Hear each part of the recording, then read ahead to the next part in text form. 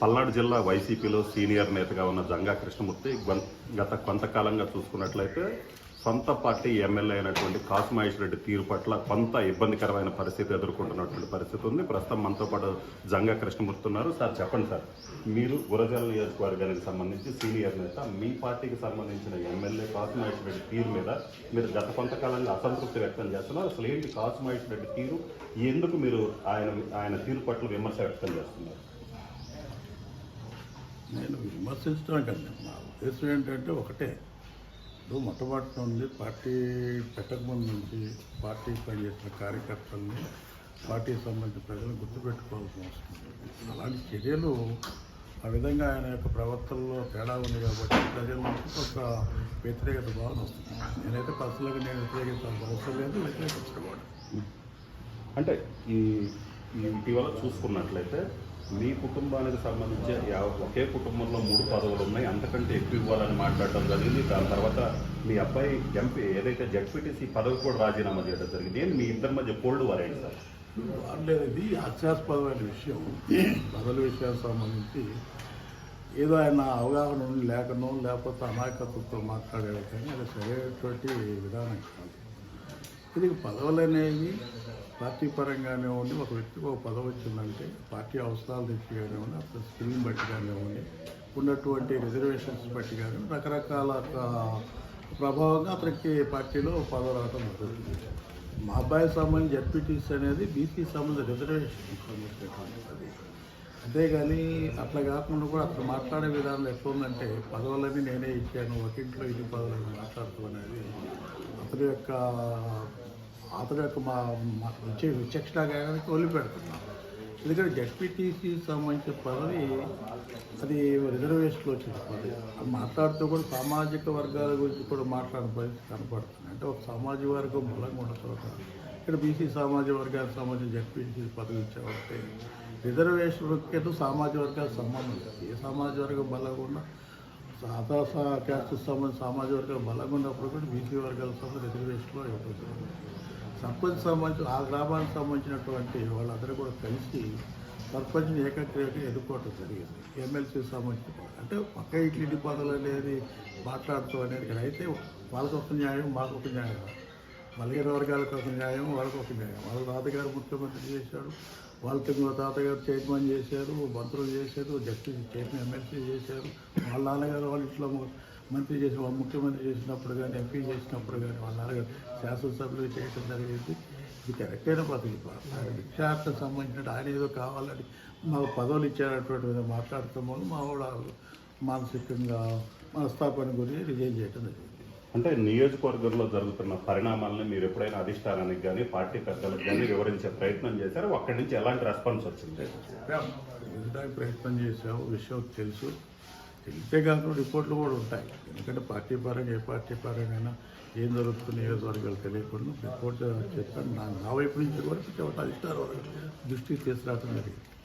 So మీరు వచ్చే ఎన్నికల్లో గురజాల సీట్ ఆశిస్తున్నానని చెప్పడం జరిగింది. అదే విషయాన్ని పార్టీ పెద్దలకు చెప్తే ఎలా రియాక్ట్ అయ్యారు? చెప్పి ఆలోచించండి. ఎందుకంటే ఇక్కడ బీసీ సంబంధించిన 4 పర్యాలు ఇవ్వటం జరిగింది బీసీ వర్గాలకి. కాబట్టి ఆలోచించాలని కూడా ఇస్తే బాగుంటుంది. సామాజిక న్యాయ దృష్టి కానివ్వండి, పార్లమెంట్లో ఉండే దృష్టి కానీ వస్తే బాగుంటుంది. ఎవరిని నిర్వహిస్తూ కూడా మాట్లాడాలి. అంటే మీరు చూసుకున్నట్లయితే పార్థసారథిని కలవటం జరిగింది. ఏదైతే పార్టీలో గ్యాప్ వచ్చిన తర్వాత మళ్ళీ పార్థసారథిని కలవటం జరిగింది. ఆల్రెడీ పార్థసారథికి పెనమలూరు టికెట్ లేదని చెప్పారు. ఆయన కూడా పార్టీ మారుతారని ఒక ప్రచారం ఉంది. సో ఆ ప్రచారం ఉన్న నేపథ్యంలో ఇక్కడ అసంతృప్తిగా ఉన్న మీరు ఆయన్ని కలవటం ఏమనుకోవచ్చు?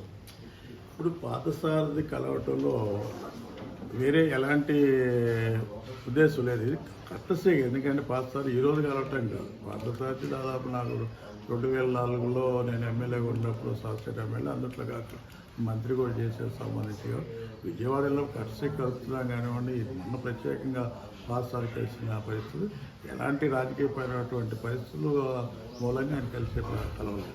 అంటే పార్థసారథిని కలిసి మీరు ఏం మాట్లాడారు? ఏం మాట్లాడారు?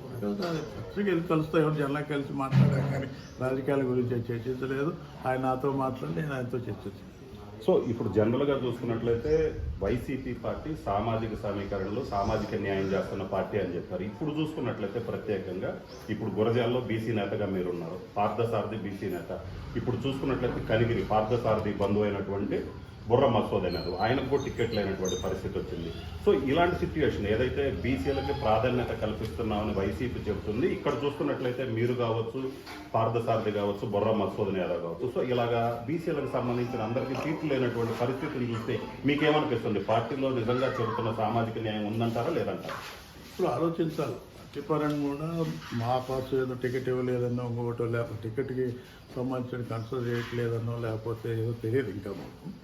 పార్టీ కూడా ఆలోచించాల్సిన అవసరం ఉంది. ప్రజలకు మనోభావాలకి మనం కరెక్ట్ చేస్తున్నామా లేదా రీథింక్ చేయాల్సినటువంటి అవసరం ఉంది పార్టీకి నేను అనుకుంటున్నాను. సో ఫైనల్గా ఇంకొకటి చెప్పండి సార్, మీ అబ్బాయి ఆల్రెడీ జెడ్పీటీసీ పదవికి రాజీనామా చేశారు, మీ అబ్బాయి కాంగ్రెస్ పార్టీలో చేరతారు, ఖచ్చితంగా కాంగ్రెస్ పార్టీ గురజాల నుంచి పోటీ చేస్తారని ఒక ప్రచారం జరుగుతుంది. ఎందుకంటే మీరు కూడా కాంగ్రెస్ నుంచి వచ్చారు, సో పరిచయాలు ఉన్నాయి, మీ అబ్బాయి కాంగ్రెస్ పార్టీలో చేరతారని అంటున్నారు, దాని మీద మీ అభిప్రాయం? ఇప్పుడు అలాంటి ఆలోచన లేదు. ముందుగా సీటుకు సంబంధించి ఫైనల్ చేయాలా, పార్లమెంట్కి సంబంధించినటువంటి ఎమ్మెల్యే సంబంధించినట్టు పార్టీ పరంగా ఇంకా డిక్లేర్ చేసేట్టు కనపడట్లేదు. అన్నీ కూడా వార్తలు రావడం తప్ప ఎవరు కూడా నిర్ధారణ జరగలేదు. నిర్ధారణ జరిగిన తర్వాత పార్టీ సమావేశం చేసి పార్టీ సంబంధించి కానివ్వండి, మా అభిమానులకు సంబంధించి కానివ్వండి, కార్యకర్తలకు సమావేశం చేసి వారి యొక్క ఆలోచన విధానాలకు అనుకూలంగా వాళ్ళ అభిప్రాయం మేరకు నడుచుకోవడం జరుగుతుంది. అంటే మీరు చూసినట్లయితే ఆల్రెడీ మొదటి నుంచి కూడా వైసీపీలో ఉన్నారు, కాంగ్రెస్ నుంచి వైసీపీలోకి వచ్చారు. అలాగే ఎంపీ శ్రీకృష్ణదేవరాయలకి మీకు మంచి సంబంధాలు ఉన్న పరిస్థితి. ఇప్పుడు ఎంపీకి అక్కడ సీటుకు సంబంధించి ఆయన గుంటూరు వెళ్ళమని చెప్పడం జరిగింది. ఇప్పుడున్న పరిస్థితుల్లో మీకు కూడా పార్టీలో అంత ప్రాధాన్యత దక్కలేదని మీ అనుచరులు చెప్తున్నటువంటి పరిస్థితి ఉంది. ఈ టైంలో మీకు గురజాల సీటు ఇవ్వకపోతే మీరేం చేయబోతున్నారు? అదే కదా నేను మాట్లాడేది. ఎంతో కార్యకర్తలు సమావేశం వేసుకొని వృద్ధాల నియోజకవర్గాలకు సంబంధించి కానివ్వండి, ఇతర ప్రాంతాలకు సంబంధించి కానివ్వండి, మా అభిమానులకు కానివ్వండి, మా సహచరుల యొక్క సమావేశం ఏర్పాటు చేసుకొని వాళ్ళ అభిప్రాయానికి అనుకూలంగా, వాళ్ళ నిర్ణయానికి అనుకూలంగా నిర్ణయం తీసుకోవడం జరుగుతుంది.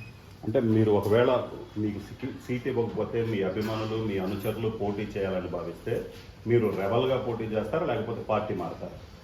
ఇప్పుడు ఎందుకు కాటుకోవాలా? వాళ్ళు ఏ నిర్ణయం చెప్తే వేచి చూద్దాం. వచ్చిన నిర్ణయం ప్రకారం వస్తుంది.